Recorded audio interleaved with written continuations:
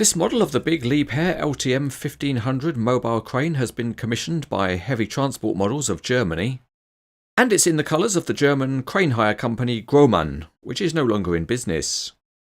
It is a limited edition, but the packaging is the standard type for this model, and when we've cut the factory ceiling we can lift the top, which is helpfully marked top. Inside are the parts, and that includes the spare optional 84-metre boom, and not every version of this crane model has that. It comes with a pretty good assembly manual which covers most of what you need to know, although there are no reeving diagrams for the 3 different hook blocks that are supplied.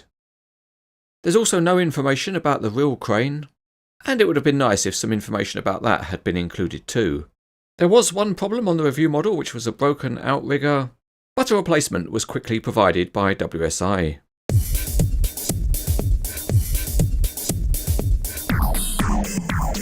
As usual for a mobile crane model, we'll start by getting it ready for the road, and for this model we'll beef it up a bit by adding the Y-guy attachment. It drops in on the top of the boom and pins into position. There are some more connections to make, and one of them is to attach the piston on the hydraulic ram to the boom. This has to be done on both sides, and it's a screw-in connection. The screws are a little bit tight, but they're nothing that a real man or woman can't handle. The other connection to make is the metal guy rods, which have to be fitted to the base of the boom. And it's a good idea to be a little bit careful as you unfold them. They are riveted connections, so if you bend them the wrong way you might snap them. But assuming you don't vandalise the model, then you can make the final connection by using a small brass nut and bolt. As usual, these parts are very small, so special tools are provided so you can do them up. We won't add a hook in transport mode, but there's one more thing to attach, and that's an access ladder to the cab at the rear.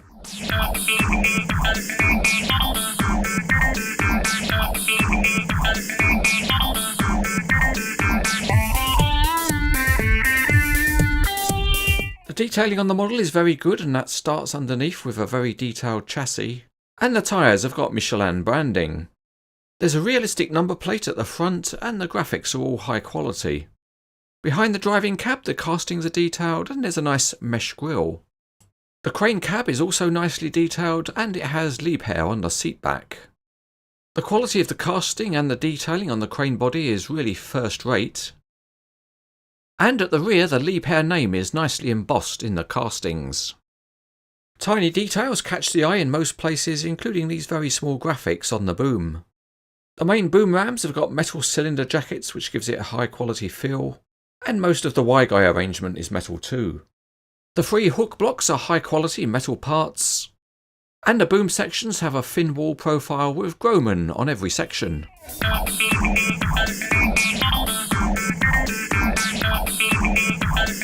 So out on the autobahn the crane rolls moderately well, but the steering is a little bit loose on some axles, so here axle 7 doesn't quite hold its line.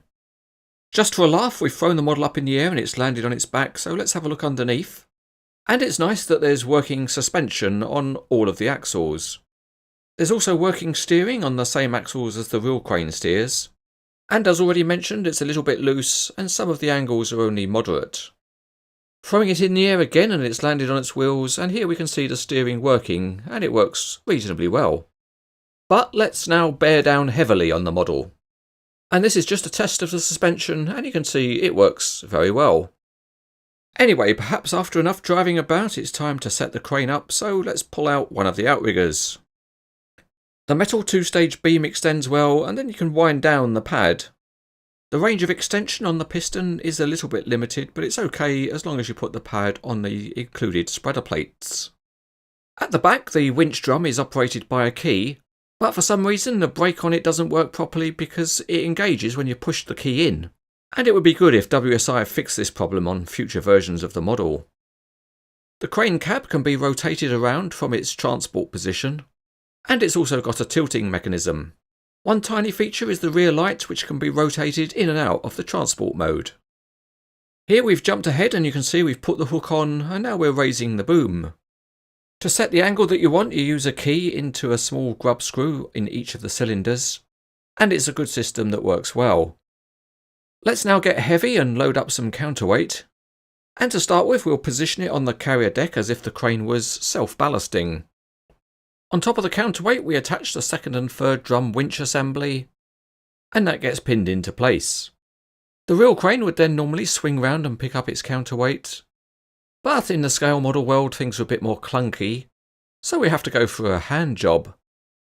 The whole counterweight assembly is hung from the back and then it's secured in position with a couple of pins. Let's now check out extending the telescopic boom, and here we're using the 4-section 50-metre boom. It's well featured because it has locking positions at the 46%, 92% and 100% points. With the boom up, let's now go for some heavy lifting, so we'll extend out the Y-guy arrangement. And on the real crane this is used to stiffen up the whole crane and increase its capacity.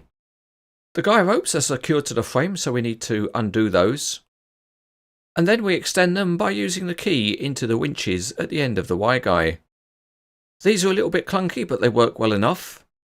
And when there's enough rope let out, you can secure the guy to the boom head.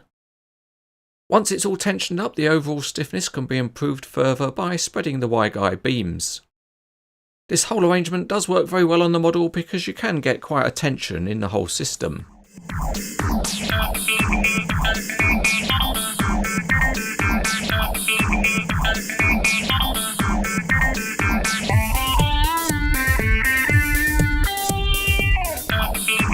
We'll now up the ante a bit and increase the counterweight on the model, and this now represents the maximum possible configuration. One nice touch is that there are locking bars which extend down through the counterweight blocks, and that makes them secure and stops them being knocked off. We can also change the boom from a 50-metre boom to an 84-metre boom, and to achieve that we need to swap out the top boom section and to replace it with the multi-sectional boom. To make the swap, you press in the locking clip on the top section and then carefully lift it out, making sure that the spring clip doesn't fly out and hit you in the face. And then you just reverse the process. The spring clip is carefully inserted, and then you insert your boom into the hole cleanly and smoothly. And when it feels right, you slide it all the way in.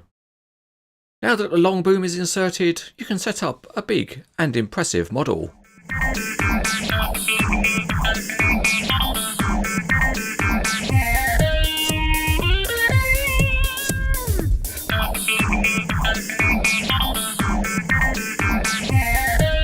Let's get the tape out and see how tall it is at the maximum. And it's about 67 inches or 170 centimetres. Now it's time for the genuine imitation real life test. We're going to carry out a load test of the model, so the first thing to do is to check the radius at which we're going to lift at. And that's 40 centimetres, which scales to be 20 metres. So with that we head over to the load chart and we're in the TY3 configuration maximum counterweight. And we've got the boom set at about 35 metres, lifting at a 20 metre radius. The maximum load is about 75 tonnes, and that scales down to about 0.6 kilograms. So here's our first load, which is about 0.5 kilograms, and we'll put that on the load tray. So what do we see? Well, we get a bit of a deflection from the crane, but it seems to handle the load really quite easily. And bear in mind that's equivalent to a load of over 60 tonnes. Anyway, let's add some more load, and this time we'll add another tray of rocks. And we'll see how the crane gets on before we weigh it and see how much load we've put on. Well, this is certainly stretching the crane, and you can see the rear outriggers are lifting off, so that's probably overloaded it. So we'll take some of the rocks out and get to a position which is more of a balance, where the outriggers are only just lifting off at the back. It might take more load, but we don't want to overstress the front outriggers. So the load we got equates to about 115 tonnes, and that's an overload of about 50%.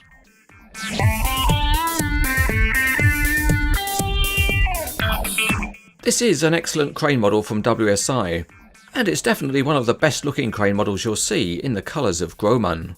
The features are very good, with just the loose steering and winch drum brake needing a bit of a fix, but it more than makes up with it in the standard of detailing, which is really excellent. Overall, this is another outstanding crane model.